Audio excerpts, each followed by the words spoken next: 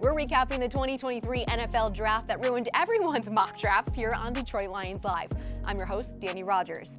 6 out of the 8 Detroit Lions picks were via trade. There was movement early and often in this draft.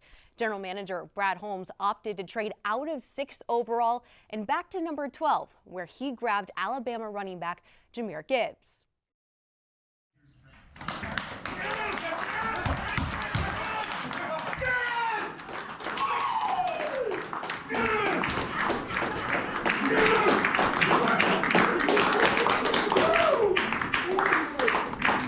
Hey Jahmyr, it's Brad Holmes, GM of Detroit Lions. How you doing, man? I'm doing great, man. You ready to be a Lion? All right, man. Hey, we're fired up over here, man. You're gonna be a big time weapon for us, man. We're super excited. We're jacked, man, and you're gonna do a lot of big things for us going forward, man. All right, Jahmyr, hold on, man. We're gonna get you on our phone with the head coach, Dan Campbell. All right. Gibbs, Dan Campbell. Hey, congratulations. What's up, Mark? Yeah, we're excited to have you, man. You're gonna fit perfect out here with us. Perfect. We'll talk to you soon. All right, let me pass you over to Sheila, our owner. Okay. Okay. All right, buddy. Good, Brad? Yeah. Yeah. Turn it in. Jahmyr, this is so exciting. I'm just great. You should have heard our room go nuts when you were still there at 12. So everyone's really fired up, and we know you're going to do great things with us. So hope you're as excited as we are, because we really are. Okay, awesome. Well, we'll see you really soon. All right. Good job. That's it, Brad. That's it.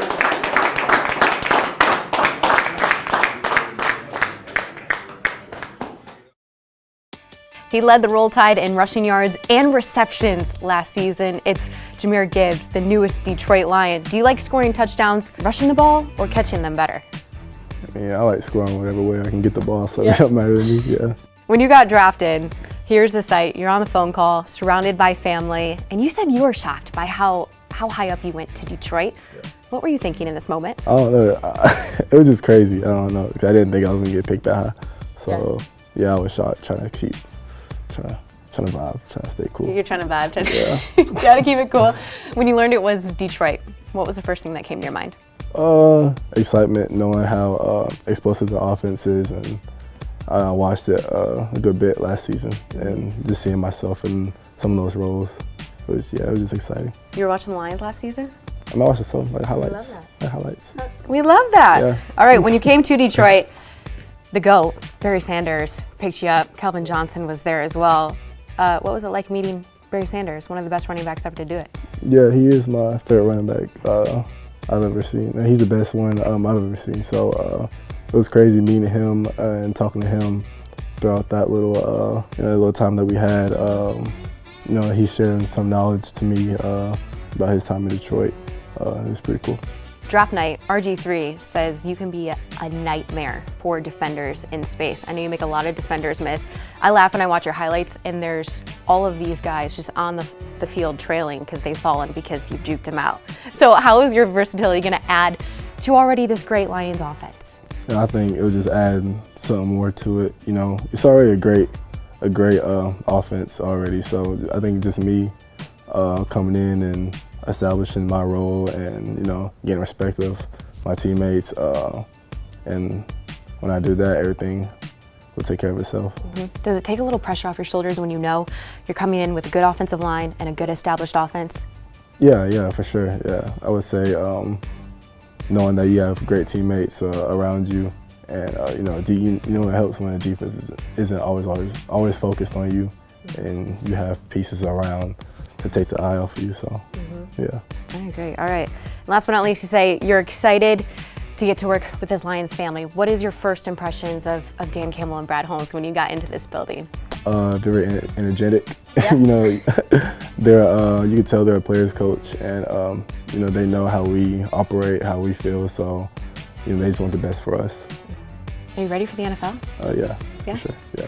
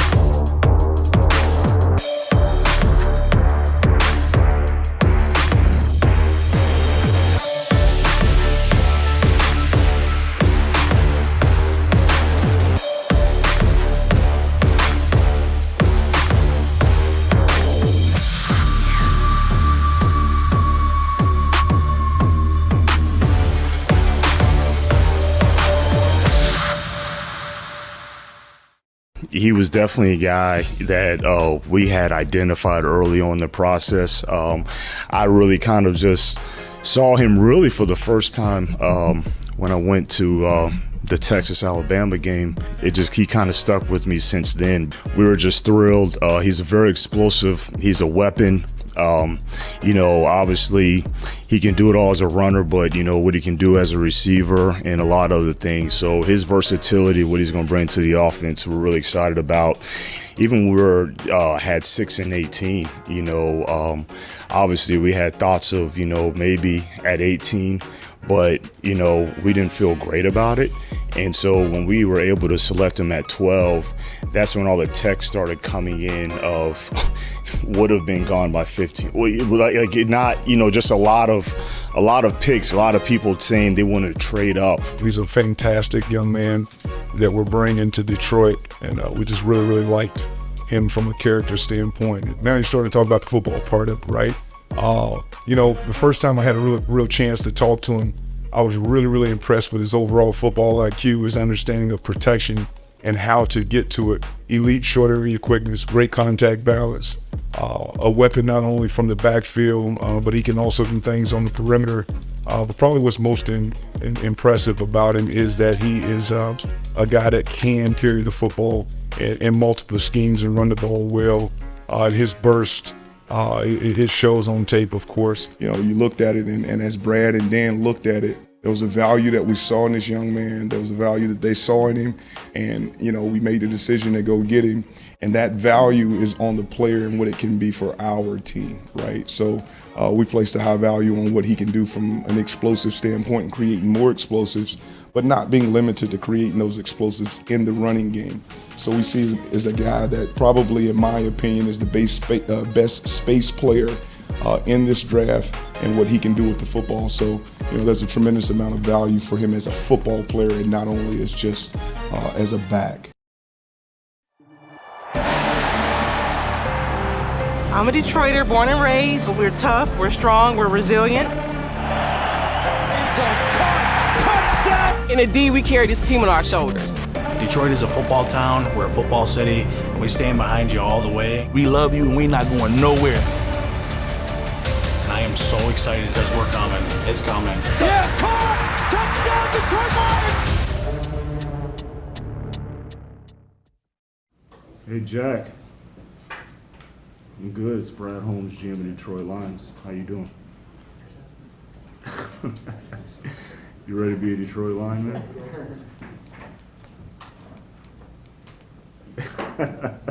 Hey, man, we're really excited you to be in the middle of our defense, man.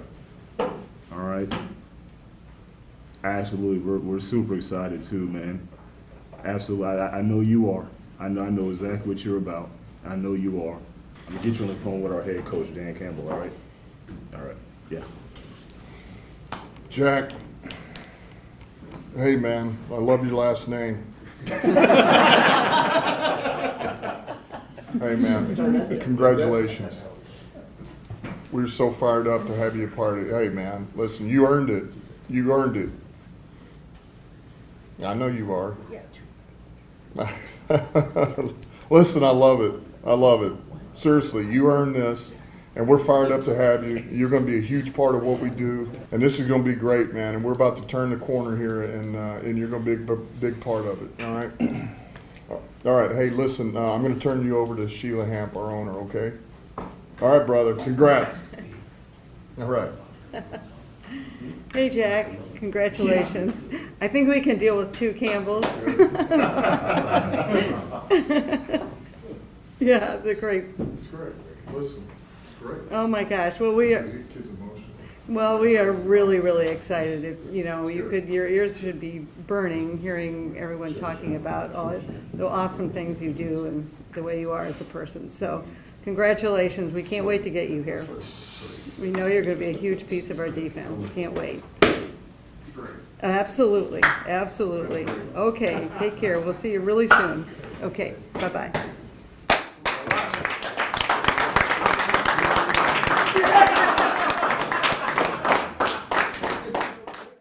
He was named the nation's top linebacker last season and is now one of the newest Detroit Lions. It is Jack Campbell, Iowa linebacker. Are you sure you're not related to Dan Campbell at all? No, not at all, but after this, maybe, I don't know. We'll see.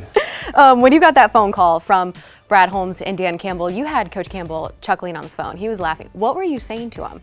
I was just telling him that he's going to get a guy who's going to come in day one and just be a great teammate and be ready to win. Ultimately, that's the most important thing to me, and get to be a part of this great organization. And obviously, like every guy in that room that I've talked to is just a great human being and a great man, and that's something I'm looking forward to being able to represent. So. You've never been to Detroit. You've played Michigan a few times being a Hawkeye, but never to the city of Detroit. First impressions? It's awesome. It's been beautiful. I've heard a lot of good stuff about the food scene here. So we'll see what I can get into with that, but I'm just super excited to make the move up north and get to work. So. You were named the Big Ten Defensive Player of the Year. I'm a Big Ten homer. I know how good that conference is in football. How did you stand out to be awarded with that accolade? I would just say it's a accumulation of just the coaching staff at the University of Iowa, my teammates. Just a lot of hard work, a lot of stuff behind the scenes, a lot of stuff people don't really see. And then getting the opportunity to go out there and show it every single Saturday, and never taking a game for granted, honestly, never taking a play for granted. So I feel like that's kind of how I got in that position. So. You were getting it done on the field, but also in the classroom. Yeah. This award you got is the Academic Heisman. Yeah. Why did you stand out and get this award, though? I feel like the committee at the National Football Foundation just, I feel like for me it was more of just how I kind of carried myself on and off the field at Iowa. More, I would say, like community involvement and leadership stuff. But obviously, like, I just went to class and paid attention and asked questions and just be a good human being. I feel like that's kind of how I ended up with that. But ultimately, just always trying to be the best at what I can be the best at and what I'm passionate about. So yeah. Okay, who's instilled being the best of the best at everything?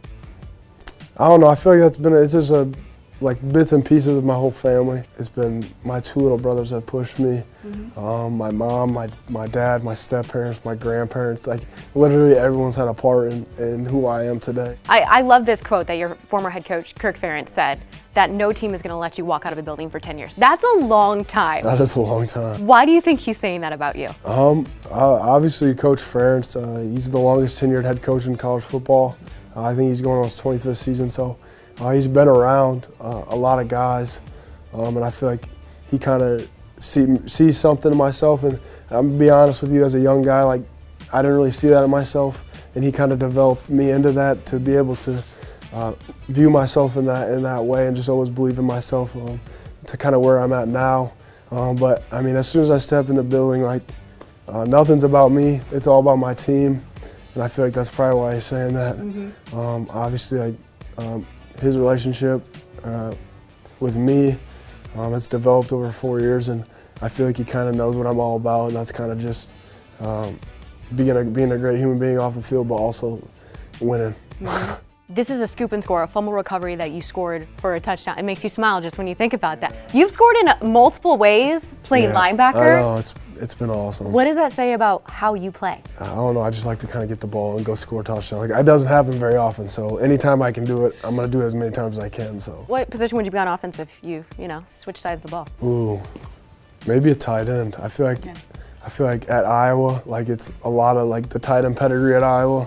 With the guys that they have in the NFL right now and the guys that are coming out, like I feel like I would have fit in just fine in that room, but I stayed on the good side, so yeah.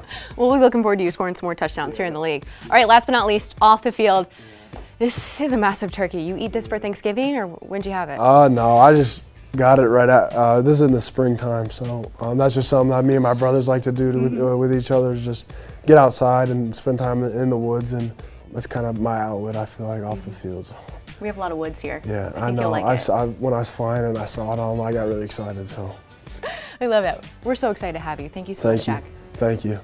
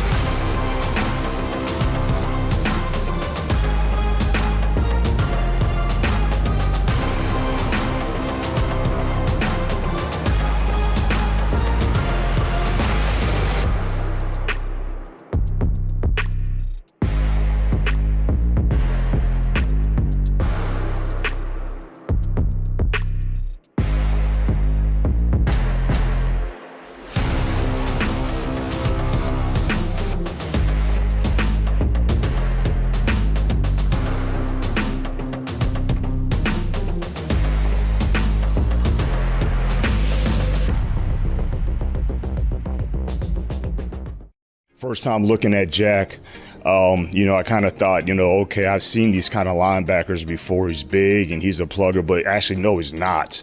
The more you look at him, the more athletic his traits came out and became very, very visible. And then, you start looking at the athletic numbers that he's produced in terms of a lot of top 5 athletic categories among all the linebackers in this year's draft. And for a 6'4.5", 250-pound inside linebacker, that was pretty impressive. But then we're not even getting into, two-time captain. We're not getting into extremely instinctive, extremely smart, extremely physical, very versatile. He can do it in the run game and the pass game. So if you look at the totality of the draft, when we selected Jack, he was our highest-rated player that was left on the board, and it was actually, by a good margin. And there's a couple guys during this process that kind of stuck with me, like, oh, wow. And Jack was at the top of that list. Like I'll say, when he left out the room, me, Dan, AG looked at each other and was like, damn, that's going to be hard to top right there. And because it was just exceptional. His knowledge of the game speaks for itself. It shows on the tape, but it's the passion that I don't know if people are ready for, quite say. Like, he was literally just crying in tears. I'm still fired up about it. I mean, the athlete, I think everybody sees that. That's stuff that I don't try to dive too deep in because it speaks for itself. It's exceptional what this player can do at his size. But for me, it's really the thing that jumps him above some other guys, in my opinion, is his passion for the game. The way it drives him, you see it, he speaks it, he lives it. He's not one of these guys that when things are good, he's up all the time because he loves it. He is a Detroit guy. Like, he is a Dan Campbell guy. He's a culture fit immediately. Man, I just can't speak to what I think this player is going to bring, just not only as a player, but as a person in the locker room, in the linebacker room. Like, I think it's going to be exactly what we need as a team and defense. In my opinion, we wouldn't have taken that player there if we didn't feel that way. There's definitely some versatility there. How much, I don't like to speak on it until I see him on this level against this caliber of players. But he's a guy that we could align in multiple places, yes. And with all of that, we are getting to the newest Detroit Lions rookies as DetroitLions.com writers Mike O'Hara, Tim Twentyman are joining me now. Let's get right into Jahmyr Gibbs, that 12th overall pick via the Browns through the Texans and the Cardinals. That's how Lions ended up at 12 after trading out of 6. What does Gibbs bring to this team as a very versatile running back? Speed, speed, speed. And explosiveness, and I think versatility is another thing too. I had him on my podcast right after he was selected, and he talked about being really excited about being used in space. And I don't think that's just Jared Goff turning around and handing him the football. This young man can play in the slot. I think he can play even out wide. He's got a really good route tree as a running back. Mike mentioned the 4.3 speed. I just think he's a guy that can play in space anywhere, and that's how the Lions are going to use him, getting him in space in one-on-one matchups. Yeah, one thing about versatility, he led Alabama in rushing and he led Alabama in receptions. That's versatility. And probably the best program in the country. He sure did. Then Lions flipped the script, went to the defensive side of the ball with linebacker Jack Campbell. He was voted the nation's top linebacker last season and also the Big Ten Defensive Player of the Year. Campbell, he's a big guy. What does he bring to this Detroit Lions defense? I think like a lot of players from Iowa, no matter what the sport is, basketball, football, you get fundamentals, you get effort, you get guys who are smart, they don't break down under pressure. That's what I think about him. You get athleticism too. I mean, a guy who's 6'4.5", almost 250, but you look at some of the measurements at the combine. I mean, the short shuttle, the 3-cone, he was #1 at linebacker at 6'4.5", 250 pounds. So there's some explosiveness there, 4.65 at his size. So, a lot of people look at him as like between the tackles. He had 143 tackles, 125 tackles, but that size and athleticism, I think, allows him to play in space a little bit more and be a bigger part of the pass defense too. So I think he's the complete package at linebacker. I think it's a terrific pick there in the middle of the first round. On day 2, Lions were right on the clock right away there at pick number 34 overall. Brad Holmes stayed with the Iowa Hawkeyes, and he drafted Campbell's teammate Sam Laporta, tight end. He can pass block. He can also catch the ball. What is he going to bring to this pass game? Mike, we'll start with you. Well, I think a consistency, and if you look at his last two years there, I was looking at the stats and I'm writing them down. I thought, wait, I just wrote that down. Because he had almost identical statistics for his 3rd year and his 4th year. I think we'll get that from him. Look, this was a year when there were just a tremendous number of good tight ends, and I think Sam was one of them. He's the next in line of those kind of Iowa tight ends, right? We've seen a run on him all the way back from Dallas Clark to obviously C.J. Hawkinson and Noah Fanton. He's that next guy. I mean, a guy who had over 50 catches the last 2 years. He was their offense in the passing game last year, and I think he's tough. I think he's athletic. He runs sub 4.6, so I think he's the full package. You look what Ben Johnson did with the tight end position last year, right? They traded T.J. Hawkinson, but still got 12 touchdowns out of that position, so he's creative with it. He knows how to get them in space. Now you add an athlete like Laporta to do that with, I think it just brings another dynamic to this Lions offense. And a 3-down tight end. Yeah, good call. All right, sticking in round 2, 45 overall, and Detroit traded up with Green Bay Packers to go get DB Brian Branch out of Alabama. We all thought a DB would go in the first round. It comes in day 2. What is Branch going to help, especially in that secondary with these Detroit Lions? I think versatility again, Tim. And you could interview him as a cornerback. I could come back 2 minutes later and as a safety and not miss a beat. That's how versatile he is. I think this is the biggest value pick of all their picks in the draft. I just think he's a guy that on defense you can move him around because of what Mike talked about with the versatility. He can play corner, he can play nickel. I think he's big enough to play safety. You can put him in dime packages, sub packages. You're in those packages 75% of the time. So have a guy that you can move around, play different spots. I think he could be a matchup piece in your defense, not a guy that say, oh, he's my nickel cornerback. No, I think you can move him around to a lot of different spots, find out which matchup is good with him. I think he's that kind of player for this defense. In that 3rd round, Lions kind of a shocker pick, but I personally like it. They went with a backup quarterback, Hendon Hooker out of Tennessee, SEC Offensive Player of the Year. We heard Brad Holmes say, look, there's no one behind Jared Goff on this roster except Nate Sudfeld is there. They wanted to bring in a backup quarterback. They got it with Hooker. What else did they get? Well, they got one of those starting ability, down the road, and he's not going to come in and take Jared Goff's job. But I think they finally upgraded the backup position at quarterback. It was a long time coming, and I think they did the right thing. And I think they got the right guy too. I have an admission here. What is it? He was my second favorite quarterback in this draft. Who was your first? Don't tell anybody. I like Bryce Young. Okay. I thought Bryce Young was the complete package, but with Hendon Hooker, you got a guy, pre-knee, if you watch him play, now I get it, Tennessee's offense is a little funky, it's a lot of option routes and stuff like that, but you just watch him operate in the pocket. You watch him throw the ball vertically, and I think he's a very underrated runner. You saw some of those games, I mean, he had over 400 yards rushing, and I mean, he was powerful when he ran. I think when that knee is good to go, you've got a guy who's mature, he's 25 years old, he's played 5 seasons for 2 different programs, so you've got a guy who's very mature, ready to step in, a guy that can give you a little bit different element than Jared Goff, and I just think he's going to be a terrific guy to groom in that quarterback room behind Jared Goff, and because of the experience, I know we talked about this earlier, what's the backup job's primary role? It's to help the starter, right? Support that guy, be a film guy. What better than a guy who's 25 years old, who's played in as many games as Hendon Hooker has seen as much football? I think that's a terrific guy to put in that room. Push Nate Sudfeld, whoever else they maybe add there, but support Jared Goff. I think he's going to be great at doing that. You think he could run packages too? I think once he's healthy, I think he's got that kind of athleticism. But like Jared Goff's still the guy. Absolutely. In the red zone, I'm keeping Jared Goff on the field, but Hendon Hooker can support that. I'm glad you use mature instead of old for Hendon Hooker. We all appreciate So am I. He's a mature quarterback. You're very mature as well, Mike O'Hara. All right, sticking in the 3rd round, Detroit opted for a big man, 330-pound defensive tackle, Broderick Martin out of Western Kentucky University. He is real aggressive in that run-stop game. What is he going to bring to that defensive front? Well, size, and more size. I mean, he's just an enormous man. And I'm amazed at a guy who did what he's done.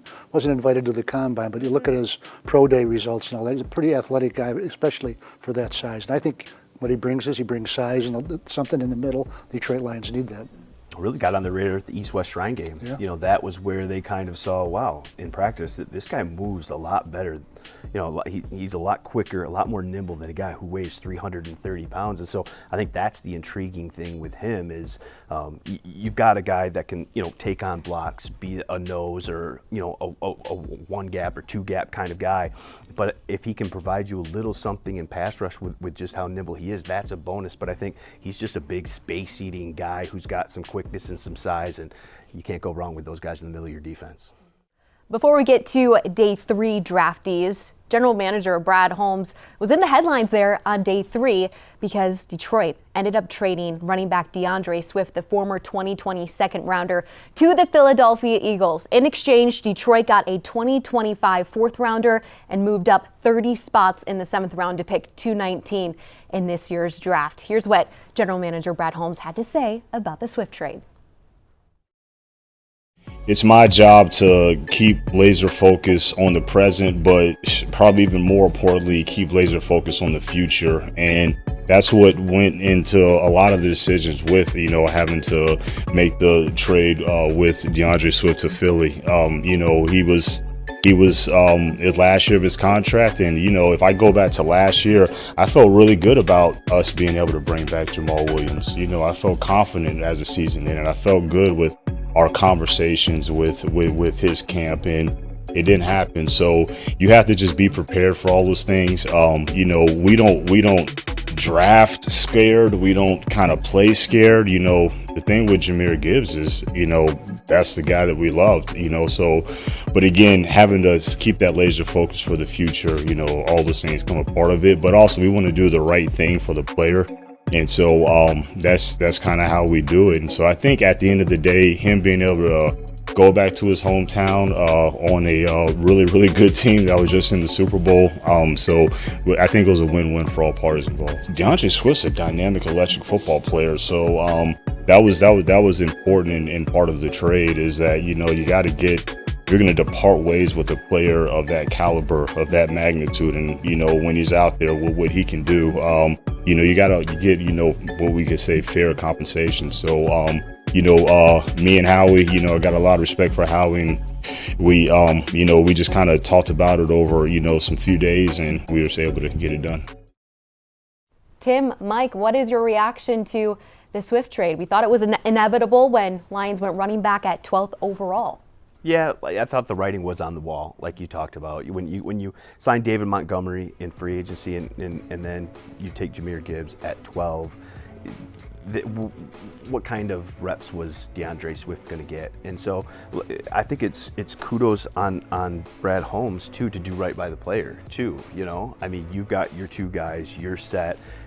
He's from Philadelphia, Swift is, so you get some assets. It was the same thing he did with Matthew Stafford too. It was the same thing he did with Jeff Okudah, want to play in Atlanta. So you know, you're doing right by the player, but you're also getting the assets that you think you deserve for the player. So kudos for him.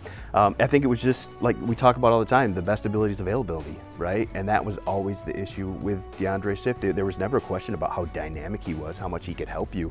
It was just he wasn't available all the time. Missed 10 games the first 3 seasons, and it just injuries were kind of always something. He was dealing with something, playing through something, and then you get a guy like Gibbs who's just so dynamic and a very similar type player. So you know he's going to be used for a lot of those reps. I just kind of thought the writing was on the wall. Yeah, I think Gibbs is a little faster, not hugely, but I think he's a little bit faster. I think with DeAndre Swift, and I was a big fan of his coming out. I really remember I told Tim after the first round was over that, and I said, if I'm them, I call him and get a trade for him, make him number 1, trade for him in the first pick of the 2nd round. But he never quite delivered fully what you wanted to see from him. You saw flashes of it, but the lights went out sometimes too. You know, he just didn't quite sustain it. Good ball player, good ability, pretty good guy, and all that. No hard feelings one way or another on him, but it was time. It really Wish was. him well in Philadelphia. Sure. Just hope we don't see the Eagles in the playoffs with DeAndre Swift in the backfield. That's kind of what you wish, right? Right. This Lions running back room will look very different. First, the departure of running backs coach Deuce Staley to Carolina, Jamal Williams opting to sign with New Orleans, and now DeAndre Swift heading to Philly. And Swift had 542 rushing yards on 99 attempts last year, 48 catches for 389 yards. What will this running back room look like now with Gibbs and Montgomery in there? I think you're running behind that offensive line. And that's the key to this whole thing, you know?